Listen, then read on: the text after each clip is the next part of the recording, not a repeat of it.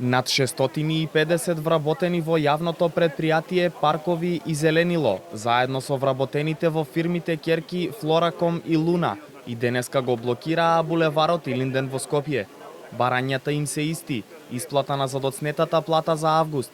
Најавуваат дека доколку до утре тоа не се случи, ќе ги радикализираат протестите, односно ќе блокираат повеќе раскрсници во главниот град. И покрај нашиот апел да се исплати платата во текот на вчерашниот ден до 12 часот, истата не е исплатена.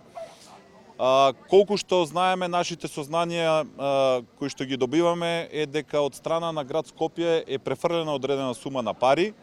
Таа е моментално во Трезор, некаде по нашите информации околу 23 милиони, меѓутоа се уште не достигаат пари за исплата на августовската плата, некаде околу 25 милиони денари. Доколку во текот на денешниот ден не се исплати платата, ние продолжуваме со протестите и утре во истиот период од 10 до 12 часот, меѓутоа протестите ќе бидат порадикални, односно со блокирање на повеќе улици. Председателот на Суткос, Стојан Чекашиковски, вели дека законскиот рок за исплата на августовската плата доцни 2 недели, бидејќи бил до 15 септември, и доколку вработените не ги добијат своите плати, тогаш ќе останат и без здравствено осигурување. Ние вработените во овие 3 фирми немаме земено плата во законскиот рок до 15 септември, денес сме 30, и веќе работниците доколку денес не се исплати платата за август, од утре остануваат без здравствено осигурување, што е уште пострашно со оглед на фактот дека